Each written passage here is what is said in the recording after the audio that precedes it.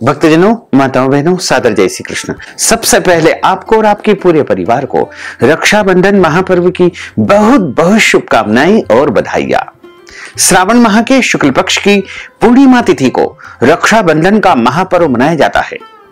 इस दिन सभी बहनें अपने अपने भाई के सीधे हाथ की कलाई पर राखी बांधती है और राखी बांधने के लिए शुभ मुहूर्त का, शुभ समय का सभी को इंतजार रहता है। तो इस बार रक्षाबंधन का महापर्व 30 अगस्त 2023 बुधवार के दिन है। इस दिन पूर्णिमा तिथि का आरंभ सुबह 10:59 से हो रहा है, जो कि अगली सुबह यानी 31 अगस्त 2023 गुरुवार के दिन 7:06 पर पूर्णिमा तिथि समाप्त हो जाएगी। लेकिन जैसे ही पूर्णिमा तिथि लग रही है यानी सुबह 10:59 पर वैसे ही भद्रा काल आरंभ हो जाएगा, जो कि रात को 9:02 पर रहेगा।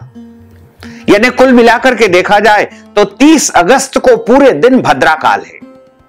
अब सभी ये चिंता कर रहे हैं कि आखिर रक्षाबंधन कब मनाया जाए, 30 अगस्त को मनाएं या 31 अगस्त को मनाएं, क्योंकि 30 अगस्त को सुबह 10:59 से पूर्णिमा तिथि आरंभ हो रही है। उसके पहले पहले चतुर्दशी तिथि है, तो चतुर्दशी तिथि में राखी नहीं बांधी जाती है, क्योंकि चतुर्दशी तिथि को रिक्ता तिथि माना गया है।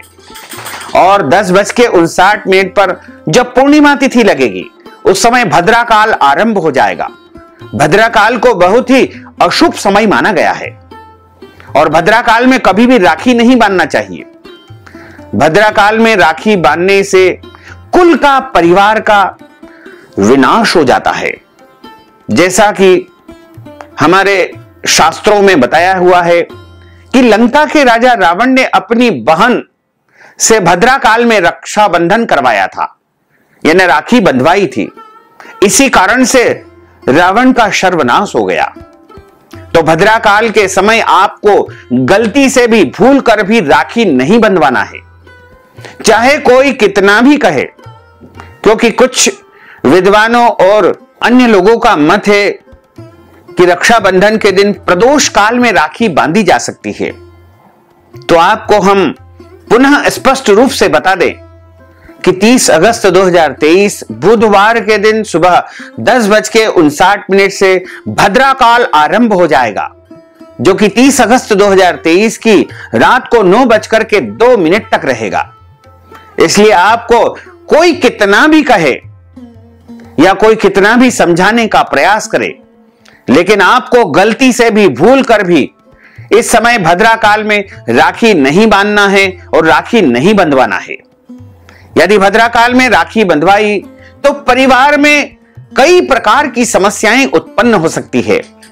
आर्थिक तंगी आ सकती है, परिवार में कलह होगा, परिवार में लंबी आयु के स्थान पर, दीर्घ आयु के स्थान पर जो है अल्प आयु का दोष बन सकता है। और इसी प्रकार से आपके घर परिवार में कई प्रकार की समस्याओं का आपको सामना करना पड़ेगा। इसलिए आपको भद्रा काल के समय को छोड़ करके भद्रा काल जैसे ही समाप्त हो जाए उसके बाद आप रक्षाबंधन का त्योहार मनाएं, कोई दिक्कत नहीं है। तो 30 अगस्त 2023 बुधवार को रात को 9:02 पर भद्रा काल समाप्त हो जाएगा। उसके बाद आप राखी बांधने का, रक्षाबंधन का कार्य संपन्न कर सकते हैं। तो रक्षाबंधन का जो सर्वश्रेष्ठ मुहूर्त रहेगा वो 30 अगस्त 2023 की रात को 9:02 से लेकर के अगली सुबह यानी 31 अगस्त 2023 की सुबह 7:06 तक रहेगा। अगले दिन 31 अगस्त 2023 गुरुवार को सुबह 5:56 पर सूर्योदय होगा और पूर्णिमा तिथि का समापन सुबह 7:06 पर हो रहा है। हालांकि कुछ ग्रंथों में ऐसा भी लिखा हुआ है कि प्रतिपदा यदि अगले दिन है और उसमें पूर्णिमा यदि त्रिमुहूर्त से कम है तो ऐसे में रक्षाबंधन का कार्य नहीं करना चाहिए। राखी बांधने का शुभ मुहूर्त उस दिन नहीं माना जाता है। लेकिन स्वयं पृथ्वी के देवता सूर्य नारायण पूर्णिमा तिथि को स्पर्श कर रहे हैं, तो आप अपने प्रभु को राखी समर्पण करने के बाद इष्ट देवता को, आराध्य देव को राखी चढ़ाने के बाद रक्षाबंधन का कार्य 31 अगस्त 2023 गुरुवार के दिन पूरे दिन कर सकते हैं। यदि 31 अगस्त को आप रक्षाबंधन का शुभ मुहूर्त जानना चाहते हैं तो इस दिन सुबह 6 बजे से लेकर 7:30 बजे तक पहला मुहूर्त रहेगा, जिसे हम शुभ का चौगड़िया कहते हैं। उसके बाद 10:30 बजे से लेकर दोपहर 12 बजे तक चर का चौगड़िया रहेगा तथा दोपहर 12 से लेकर के 3 बजे तक लाभ और अमृत का चौगड़िया रहेगा तथा शाम को 4:30 से 6 बजे तक शुभ का चौगड़िया रहेगा तथा 31 अगस्त की शाम को 6 बजे से लेकर के 7:30 बजे तक अमृत का चौगड़िया होगा और रात को 7:30 से लेकर के 9 बजे तक चर का चौगड़िया रहेगा। इस दौरान आप रक्षा सूत्र यानी राखी बांधने का कार्य संपन्न कर सकते हैं, लेकिन भूल कर भी, गलती से भी आपको भद्रा काल में 30 अगस्त 2023 को सुबह 10:59 से लेकर के देर रात 9:02 तक राखी नहीं बांधना है, क्योंकि हमारे धर्म ग्रंथ धर्म सिंधु और निर्णय सिंधु में स्पष्ट लिखा हुआ है कि भद्रायाम द्वैन कर्तव्यम श्रावणी फाल्गुनी तथा, अर्थात भद्रा काल में 2 कर्म बिल्कुल नहीं करना चाहिए। एक होता है श्रावणी, दूसरा होता है फाल्गुनी।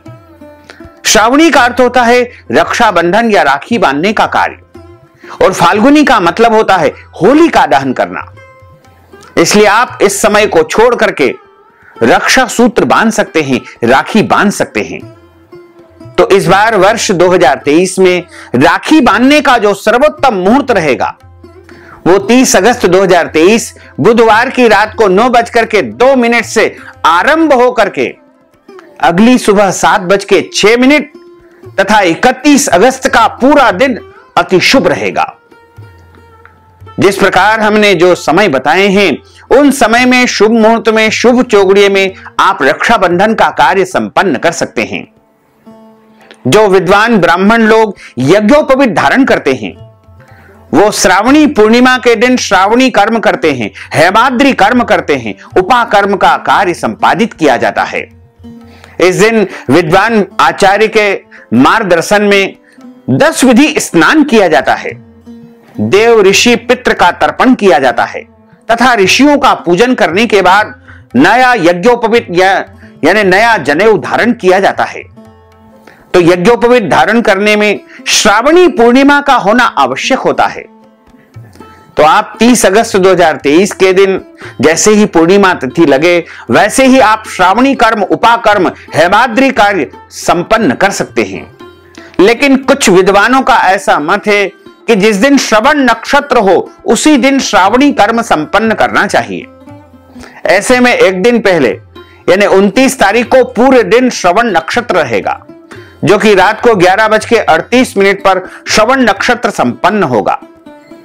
और श्रवण नक्षत्र की समाप्ति के पहले पहले यदि आप श्रावणी कर्म, हेमाद्री संस्कार, उपाकर्म, यज्ञोपवीत परिवर्तन करने का कार्य करना चाहते हैं तो आप 29 अगस्त 2023 मंगलवार के दिन भी यह विधि संपन्न कर सकते हैं। यदि आपके घर में श्रवण कुमार का पूजन होता है तो आप 30 अगस्त 2023 को बुधवार के दिन श्रवण कुमार का पूजन संपन्न कर सकते हैं। इसमें भद्रा का कोई भी दोष नहीं रहेगा। और यदि आपके घर में श्रावणी पूर्णिमा से संबंधित सत्यनारायण भगवान की कथा होती है, सत्य व्रत आप धारण करते हैं, प्रत्येक पूर्णिमा का व्रत आप धारण करते हैं या अन्य कोई भी पूर्णिमा से संबंधित पूजन पाठ अनुष्ठान यदि आप संपन्न करवाना चाहते हैं तो आप 30 अगस्त 2023 को करवा सकते हैं, कोई दोष नहीं है। लेकिन 31 अगस्त 2023 गुरुवार के दिन सूर्योदय व्यापिनी पूर्णिमा है।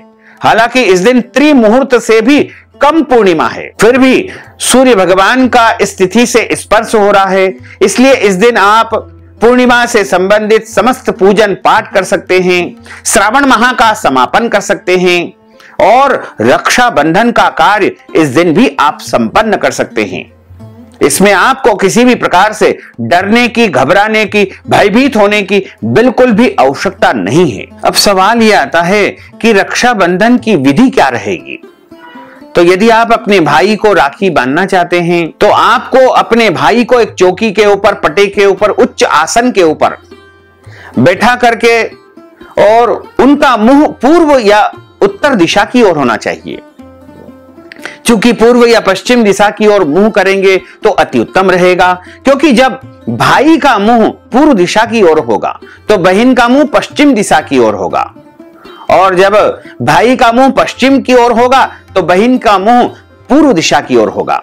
तो आप पूर्व पश्चिम तरफ मुंह करके अपने भाई को पहले बिठा देवे, और बिठाने के बाद सर्वप्रथम उनके मस्तक पर एक टोपी लगा देवे या रुमाल ढक देवे, क्योंकि खुले सिर कभी भी राखी नहीं बंधवाना है। और सर्वप्रथम अपने भाई के मस्तक के ऊपर तिलक लगाएं। यदि भाई आपसे छोटा है तो आपको अंगूठे के माध्यम से तिलक लगाना चाहिए। तिलक लगाने की भी अलग अलग परंपरा, अलग अलग व्यवस्था हमारे शास्त्रों में बताई गई है। यदि कोई छोटा व्यक्ति है तो उसको अंगूठे के माध्यम से तिलक लगाया जाता है, और हमसे बड़ा है या पूजनीय है तो उसको अनामिका उंगली से तिलक लगाया जाता है। और यदि पितरों को पूजन करना है, पितरों को तिलक लगाना है, तो इस उंगली का उपयोग उसके लिए किया जाता है। तो सर्वप्रथम उनको तिलक लगाएं।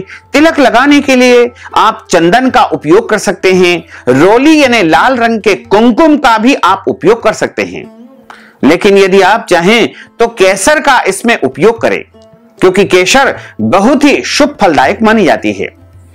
तिलक लगाने के बाद भाई के मस्तक पर अक्षत लगाएं, और अक्षत टूटे फूटे या खंडित नहीं होना चाहिए। साबुत अक्षत में थोड़ी सी हल्दी लगा करके उनके तिलक के ऊपर अक्षत लगाएं, और अक्षत लगाने के बाद उनके हाथ में नारियल रख देवे। वैसे तो पानी वाला नारियल ही रखना चाहिए, लेकिन कई जगह सूखा नारियल या गोला रखने की भी परंपरा है। लेकिन यदि आप शास्त्र के अनुसार मानते हैं तो आपको पानी वाला नारियल ही भाई के हाथ में रखना चाहिए, और भाई के हाथ की कलाई पर यानी सीधे हाथ में आपको राखी बांधना है। राखी बांधते समय एक मंत्र का उच्चारण किया जाता है। यह मंत्र हम आपको यहां पर लिखित रूप में भी प्रदान करेंगे, या आप चाहें तो डिस्क्रिप्शन बॉक्स में भी लिख करके हम आपको यह मंत्र प्रदान कर देंगे, जिससे आपको पढ़ने में सुविधा रहेगी। यह मंत्र इस प्रकार रहेगा: येन बद्धो बलि राजा दानवेंद्रो महाबलः तेन त्वाम अनुबध्नामि रक्षे माचल माचल। इस प्रकार यह मंत्र आपको उच्चारण करते हुए, इस मंत्र को चाहे तो भाई बोल सकता है या बहन बोल सकती है, और यदि कोई और नहीं बोल सकता है तो हमारा वीडियो प्ले करके भी उस समय इस मंत्र का उच्चारण करते हुए आप अपने भाई की कलाई पर राखी बांध सकते हैं। ओम येन बद्धो बलि राजा दानवेंद्रो महाबलः तेन त्वाम अनुबध्नामि रक्षे माचल माचल। ओम येन बद्धो बलि राजा दानवेंद्रो महाबलः तेन त्वाम अनुबध्नामि रक्षे माचल माचल। ओम येन बद्धो बलि राजा दानवेंद्रो महाबलः तेन त्वाम अनुबध्नामि रक्षे माचल माचल। ओम येन बद्धो बलि राजा दानवेंद्रो महाबलः तेन त्वाम अनुबध्नामि रक्षे माचल माचल। ओम येन बद्धो बलि राजा दानवेंद्रो महाबलः तेन त्वाम अनुबध्नामि रक्षे माचल माचल। ओम येन बद्धो बलि राजा दानवेंद्रो महाबलः तेन त्वाम अनुबध्नामि रक्षे माचल माचल। ओम येन बद्धो बलि राजा दानवेंद्रो महाबलः तेन त्वाम अनुबध्नामि रक्षे माचल माचल। इस प्रकार इस मंत्र का उच्चारण करते हुए आपको राखी बांधना चाहिए। और राखी बांधने के बाद भाई का मुंह मीठा करवाए। मिठाई से, गुड़ से, मिश्री से या कोई भी मीठी वस्तु से भाई का मुंह मीठा अवश्य करवाएं। उसके बाद आरती का दीपक प्रज्वलित कर लेवे। वैसे तो आप चाहें तो राखी बांधने का कार्य जब आप शुभारंभ कर सकते हैं, उसके पहले ही आपको दीपक जला लेना चाहिए। शुद्ध घी का दीपक जलाएं, गोल बत्ती वाला दीपक इसमें उपयोग करना चाहिए, और भाई की आरती उतारना चाहिए। आरती उतारने के बाद दोनों तरफ जल अर्पण किया जाता है। इस तरह राखी बांधने का कार्य संपादित होता है। राखी का बंधन हो जाने के बाद यानी रक्षा सूत्र बांधने के बाद में भाई को अपनी बहन को कुछ न कुछ उपहार अवश्य देना चाहिए। यदि वो सामर्थ्यवान है तो उसके अनुसार अपनी बहन को उपहार दे। आप जो भी उपहार दोगे उसका शुभ परिणाम आपको अपने जीवन में देखने को अवश्य ही मिलेगा, क्योंकि इस दिन अपनी बहन को जो भी उपहार दिया जाता है उसका अनंत गुना अक्षय गुना मनुष्य को पुण्य प्राप्त होता है। अब बहन अपने पूरे परिवार को, माता पिता को, अन्य परिजनों को, बहनों को, दादा दादी को, नाना नानी को और अन्य पारिवारिक सभी सदस्यों को रक्षा सूत्र बांधने का कार्य संपन्न कर सकते हैं। राखी बांधते समय जो नारियल हाथ में रखा गया था वो भाई का नारियल होता है। भाई चाहे तो उस नारियल को अगले दिन तोड़ करके, फोड़ करके प्रसाद के रूप में अपने घर परिवार में वितरण भी कर सकते हैं, और यदि चाहे तो किसी मंदिर में या ब्राह्मण को भी उस नारियल को दान कर सकते हैं। और रक्षाबंधन के दिन भाई बहन को और पूरे परिवार को एक साथ मिल करके बैठ करके भोजन करना चाहिए। रक्षाबंधन के दिन किसी भी प्रकार से कोई गलत कर्म, अनैतिक कर्म, पाप कर्म नहीं करना चाहिए। किसी का भी दिल नहीं दुखाना चाहिए, क्योंकि रक्षाबंधन प्रेम का पर्व है। इस दिन झूठ नहीं बोलना चाहिए, क्रोध नहीं करना चाहिए, वाद विवाद, लड़ाई झगड़ा बिल्कुल नहीं करना चाहिए। तथा इस दिन आपको शरीर के अंग के कोई भी बाल काटना अथवा कटवाना वर्जित माना जाता है। नाखून भी नहीं काटना चाहिए और इस दिन ब्रह्मचर्य व्रत का पालन करना चाहिए। शुद्ध और पवित्र तरीके से आपको रक्षाबंधन का महापर्व मनाना चाहिए। तो भक्तजनों, माताओं, बहनों, यदि आप रक्षाबंधन के निमित्त कोई भी दान पुण्य करना चाहते हैं तो आप हमारे गूगल पे, फोन पे, पेटीएम या अकाउंट नंबर के माध्यम से नगद राशि पहुंचा करके रक्षाबंधन या श्रावण मास का संपूर्ण पुण्य लाभ प्राप्त कर सकते हैं। साथ ही आप सभी से अनुरोध है कि हमारे इस ज्ञानवर्धक वीडियो को अधिक से अधिक लोगों को शेयर करिएगा, लाइक करिएगा, कमेंट करिएगा, और यदि अभी तक आपने सब्सक्राइब नहीं किया है तो अभी और इसी समय सब्सक्राइब कर लीजिए, ताकि इसी प्रकार की ज्ञानवर्धक वीडियो आपको सबसे पहले प्राप्त हो सकेगी। आपको और आपके पूरे परिवार को सादर जय श्री कृष्ण, सादर धन्यवाद।